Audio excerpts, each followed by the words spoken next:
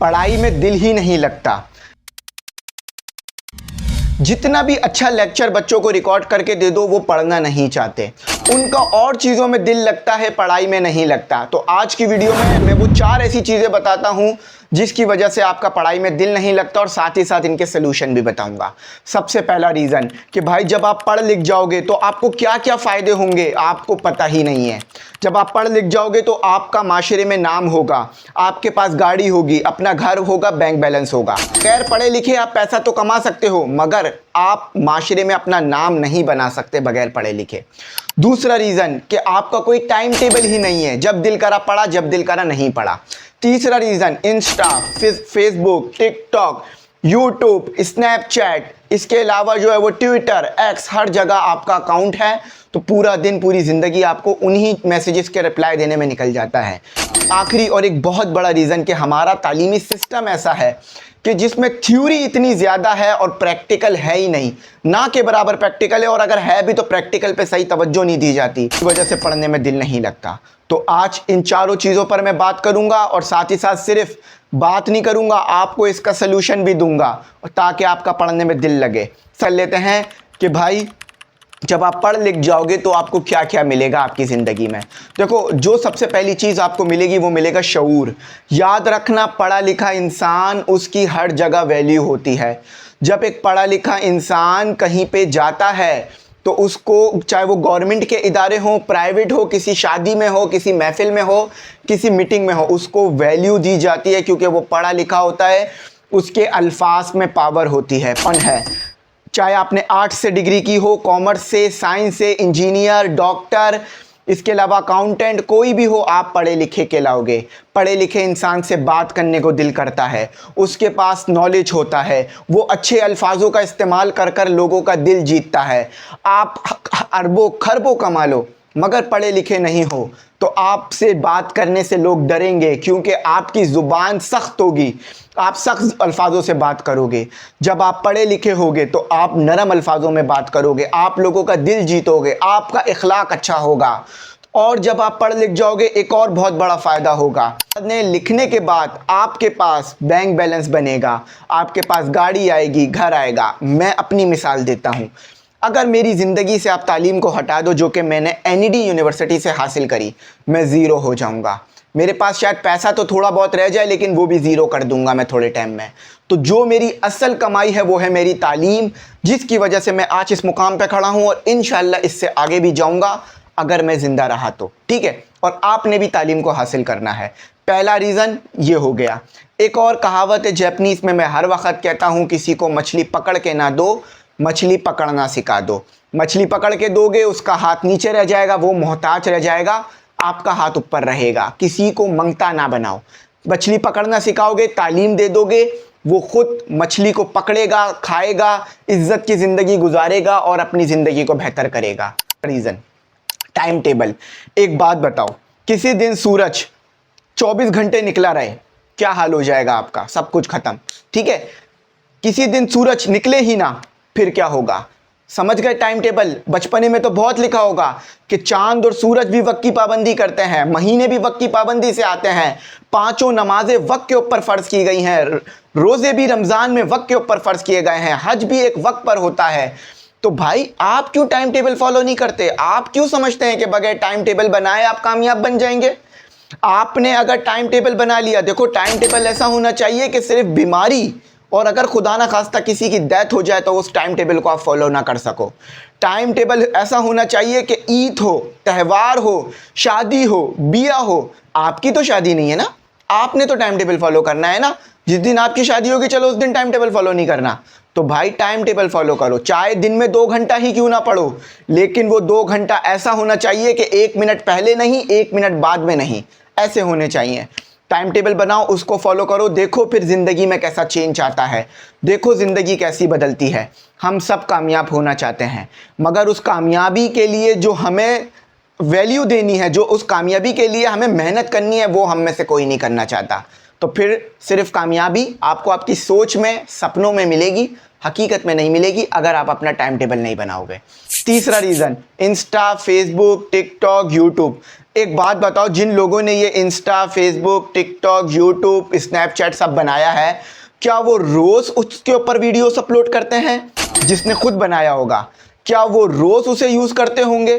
क्या वो घंटों यूज़ करते होंगे? कुछ लोग तो 8-8 घंटे इंस्टा, फेसबुक, टिकटॉक पे लगा देते हैं। एक ऐप पर 1 घंटा, दूसरे ऐप पे दूसरा घंटा, तीसरे ऐप पे तीसरा घंटा। तीनों ऐप आपको अलग अलग कंटेंट दिखा रहे हैं। एक मीम दिखा रहा है, एक सैड दिखा रहा है। आप अगर परेशान हो तो टिकटॉक आपको और परेशान कंटेंट दिखाकर और परेशान करने की जिम्मेदारी पूरी करेगा। इसी तरह से आप मीम्स देख रहे हो तो कंटिन्यूसली इंस्टा आपको मीम्स दिखाता रहेगा ताकि आप उसमें एडिक्ट हो जाओ, उसके एडिक्ट हो जाओ और उसमें लगे रह जाओ। अपनी ज़िंदगी का फैसला करो। Insta, TikTok, Facebook, YouTube, snap, Twitter, x, ये जितने भी अकाउंट हैं दिन में ज़रूर यूज़ करो। 1 घंटा यूज़ करो, 2 घंटा यूज़ करो, मगर पूरा दिन पढ़ाई के वक्त हर वक्त यूज़ ना करो। आज से 10 साल बाद, 15 साल बाद ये ऐप्स यहीं रहेंगे। जो लोग इस पे कंटेंट बना रहे हैं उनके फॉलोवर भी बढ़ेंगे, मगर आप रुके रह जाओगे अपनी ज़िंदगी में और पीछे मुड़ के देखोगे तो वो इंसान मिलेगा जो कि 8-8, 9-9 घंटा Insta, TikTok, Facebook, snap use तो करता है मगर कामयाब नहीं हो पाता। ये ऐप्स आपके लिए हैं, ना कि आप इन ऐप्स के लिए हो। अपना मुस्तकबिल इनको ना दो, ठीक है? अपना मुस्तकबिल तालीम को देकर, किसी हुनर को देकर, किसी स्किल्स को देकर बेहतर बनाओ। दिन में, रात में कुछ टाइम फिक्स करो जिसमें इसको चलाओ, ठीक है? और कोशिश करो रात में तो बिल्कुल ना चलाओ, क्योंकि रात में ही सारी बुराइयां यहाँ पे शुरू हो रही होती हैं। बात करते हैं जो कि है हमारा तालीमी निज़ाम। मैं दुआ करूँगा कि ये निज़ाम तब्दील हो और हमारा तालीमी निज़ाम ऐसा हो जाए कि जिसमें प्रैक्टिकल ज़्यादा आ जाए। मैं आप लोगों को बताता हूँ क्यों। देखो, मैं यूनिवर्सिटी में पढ़ता था तो हमारी यूनिवर्सिटी में 2 दिन क्लासें होती थी, अमूमन 2 दिन लैब्स होती थी।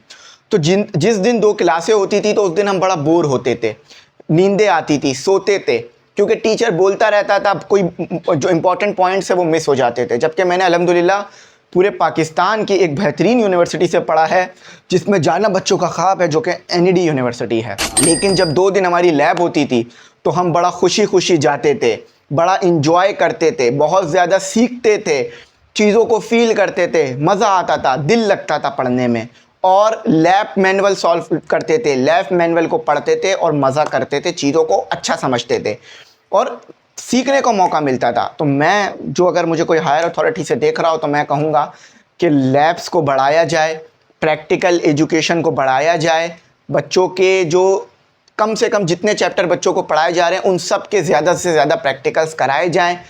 50% थ्योरी, 50% प्रैक्टिकल करा जाए ताकि इस बच्चे को पढ़ने में मज़ा आए, ये चीज़ों को देखे, क्योंकि हम सबसे ज़्यादा सीखते कब हैं? जब हम चीज़ों को देखते हैं।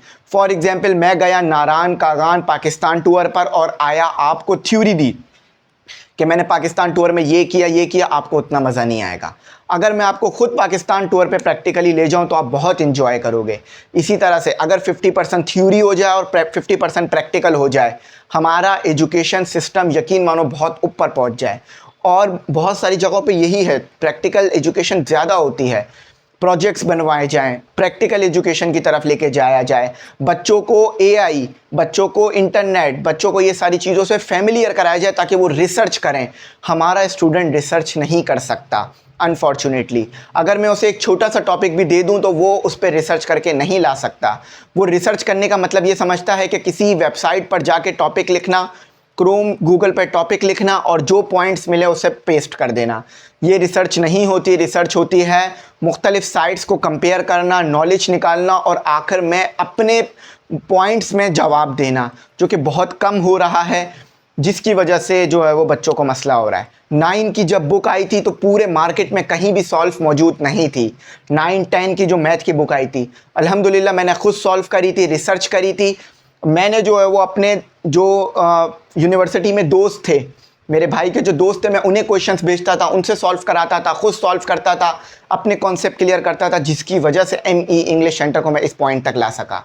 मैं फिर कहूँगा, जो भी मुझे अगर हायर अथॉरिटी से देख रहा हो, आप लोग मेरी इस वीडियो को उन तक पहुँचाएँ कि 50% थ्योरी, 50% प्रैक्टिकल करा जाए ताकि बच्चों को अच्छे से अच्छा सीखने के लिए मिले। वो सिर्फ पढ़े नहीं, वो सिर्फ उसे देखे भी, सीखे भी और आगे बढ़ें। हमारे एग्जामिनेशन सिस्टम को भी ऐसा किया जाए कि 50% थ्योरी ली जाए और 50% प्रैक्टिकल लिया जाए, ताकि बच्चा जो है वो मेहनत भी करे और आगे भी बढ़े। तो मैं उम्मीद करता हूँ आप लोग इस चीज़ को देखोगे, सीखोगे। इंशाअल्लाह अल्लाह ने चाहा तो चीज़ें मज़ीद बेहतर हो जाएंगी आने वाले वक्तों में। तो कमेंट सेक्शन में बताना आप मेरी पॉइंट से इत्तेफाक करते हो या नहीं करते। उम्मीद है कि इत्तेफाक करोगे। कोई बात ना समझ में आई हो पूछ लेना, गाइड करूँगा। मकसद सिर्फ इतना है कि बच्चा सिर्फ पढ़े नहीं बल्कि आगे भी बढ़े, सीखे, तालीम हासिल करे। Thanks for watching. अल्लाह हाफिज़। कीमती दुआओं में ज़रूर याद रखें।